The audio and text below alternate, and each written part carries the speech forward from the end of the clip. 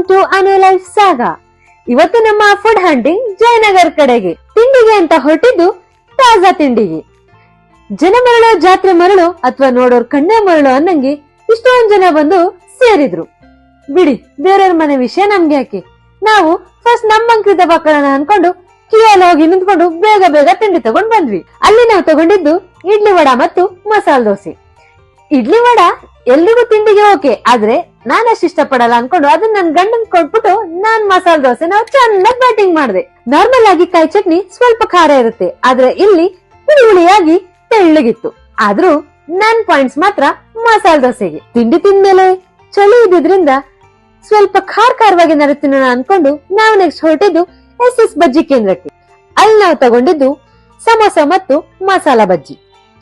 Samosa okay ಪರವಾಗಿಲ್ಲ, ಚೆನ್ನಾಗಿತ್ತು. ಆದ್ರೆ ಮಸಾಲಾ ಬಜ್ಜಿ ಅಂತೂ ತುಂಬಾ ಚೆನ್ನಾಗಿತ್ತು.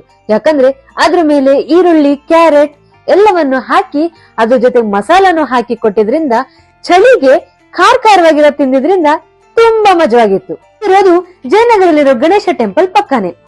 ಈ ಚಳಿಗಾಲದಲ್ಲಿ ನೀವೆಲ್ಲರೂ ಬಿಸಿ ಬಿಸಿಯಾಗಿ ಚಾಚಿನಾರು ತಿನ್ಬೇಕು ಅಂದ್ರೆ ನೀವು ಮಿಸ್ ಮಾಡದೆ ಭೇಟಿ ಮಾಡಿ SS ಬಜ್ಜಿ ಕೇಂದ್ರ. ನಾವ್ ತಗೊಂಡಿದ್ 2 ಐಟಮ್ ಅಲ್ಲಿ ನನಗ್ ತುಂಬಾ ಇಷ್ಟ ಆಗಿದ್ದು ಮಸಾಲಾ ಬಜ್ಜಿ. ನೀವು ಕೂಡ ಮಿಸ್ ಮಾಡದೆ ಟ್ರೈ ಮಾಡಿ ನೋಡಿ. ಬನ್ನಿ ಬನ್ನಿ ಬನ್ನಿ, ಅಯ್ಯಂಗಾರ್ ಬೇಕರಿ ಇದಿರೋದು ಜಯನಗರ್ 8 ಬ್ಲಾಕ್ ಅಲ್ಲಿ. ನಾವಲ್ಲಿ ಆರ್ಡರ್ ಮಾಡ್ಕೊಂಡಿದ್ದು ಖಾರ ಬನ್ ಮತ್ತೆ ಜಾಮ್ ಬನ್. ಎರಡೂ ಕೂಡ ತುಂಬಾ ಚೆನ್ನಾಗಿತ್ತು.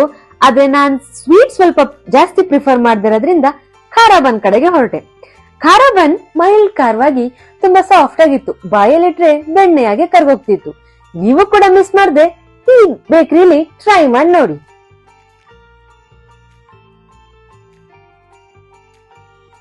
ಪಸಂದಂತೂ ಕೇಳಂಗೆ ಇಲ್ಲ.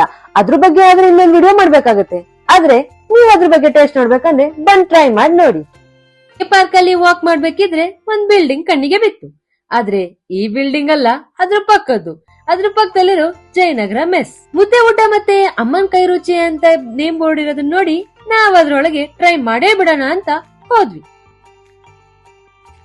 ಸಣ್ಣ ಮನೆಯಲ್ಲಿ ಈ ಜಯನಗರ ಮೆಸ್ ಇದ್ದು ಒಳಗೆ ಎಂಟರ್ ಆಗ್ತಿದಂಗೆ ನಿಮ್ಗೆ ಫುಲ್ ಕನ್ನಡದ ವಾತಾವರಣ. ಯಾಕಂದ್ರೆ ಅಲ್ಲಿ ಕನ್ನಡದ ಕವಿಗಳು, ನಟರು ಮತ್ತು ಕನ್ನಡದ ಹಾಡನ್ನ ನೀವು ಕೇಳಬಹುದು. ಇದು ಪಕ್ಕ ಸೌತ್ ಇಂಡಿಯನ್ ಮೀಲ್ ಆಗಿತ್ತು. ಯಾಕಂದ್ರೆ ನಮಗ್ ಬೇಕಾಗಿರೋ ಮುದ್ದೆ ಊಟ ಅಲ್ಲಿ ಸಿಕ್ತು.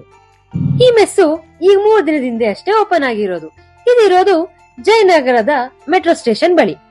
ನಾವು ಟ್ರೈ ಮಾಡಿ ನೋಡಿದೀವಿ.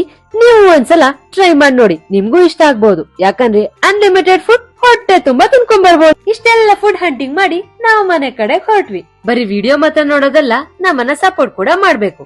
ಮುಂದಿನ ಅಪ್ಡೇಟ್ಸ್ ಗಾಗಿ ನನ್ನ ಚಾನೆಲ್ ಅನ್ನ ಸಬ್ಸ್ಕ್ರೈಬ್ ಮಾಡಿ ಬೆಲ್ ಐಕಾನ್ ಒತ್ತಿ. ಅಲ್ಲಿವರೆಗೂ ಟೇಕ್ ಕೇರ್, ಬೈ ಬೈ.